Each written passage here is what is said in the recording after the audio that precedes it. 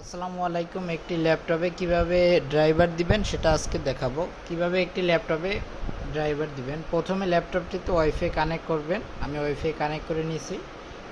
তারপরে স্টার্ট বাটনে ক্লিক দিবেন, তারপরে সেটিংসে ক্লিক দিবেন। সেটিংসে ক্লিক দেওয়ার পর এটা বড় করে নেবেন। বড় করে নেওয়ার পরে নিচে টানবেন।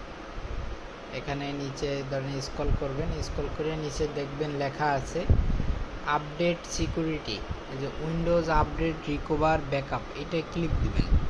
এটা ক্লিক দেওয়ার পর একটু অপেক্ষা করবেন।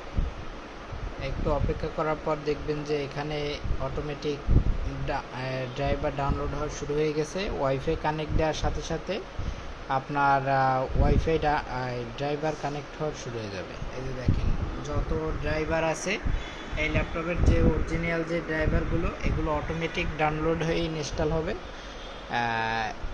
দেখছেন এর মাধ্যমে আপনাদের এক্সট্রা কোথাও দিয়ে আপনার ড্রাইভার ডাউনলোড করতে হবে না, ডাইরেক্ট এইচপির অফিসিয়াল ওয়েবসাইট দিয়ে হবে। তারপর এখানে দেখেন আরও একটা অপশন আছে ভিউ অপশনাল ড্রাইভার, এটাও ডাউনলোড করবেন। এই যে এখানে ক্লিক দিবেন, তারপরে এখানে আপনার যে ড্রাইভারগুলো অপশনালভাবে পায় এগুলোও দিয়ে দিবেন। দেখা গেল অনেক সময় ড্রাইভার অপশনাল ড্রাইভারে অনেক ড্রাইভার থাকে, এই ড্রাইভারগুলো মিসিং দেওয়া থাকলে অনেক সময় দেখবেন মাউস কাজ করে না, টাচপ্যাড কাজ করে না, ফিঙ্গারপ্রিন্ট কাজ করে না। এই সমস্যাগুলো হয় মূলত এই ড্রাইভার ইস্যুর কারণে।